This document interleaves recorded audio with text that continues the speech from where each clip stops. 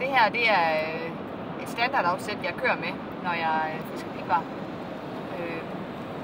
Det jeg egentlig fisker mest med herude, det er, at jeg kører med et flad pirk, kan man godt kalde det, på mellem 35 og 50 gram. Sådan nogle dage som i dag, hvor vandet er meget plumret, og man vil gerne have den ned til bunden. Det man så kan gøre, det er jo, at man har opsættet egentlig, sidder sådan herude, du har noget line her. Heroppe, der sætter der så en bum, man binder på imellem. I den her bum her, der kan man så selv vælge, om man vil have et stykke avn hængende ned fra her.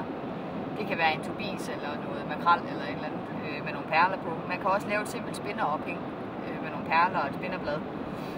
Og det fungerer rigtig godt, især når solen står på som en dag. Det virker som et godt lokkemiddel. Og mange de gør jo så det, når de har her, de binder en hale i herud til og har et stykke levnavn på, eller ikke levnavn, men et stykke fladfisk eller tobis eller et eller andet bagefter. Og der skal man for guds skyld lade krogen sidde på.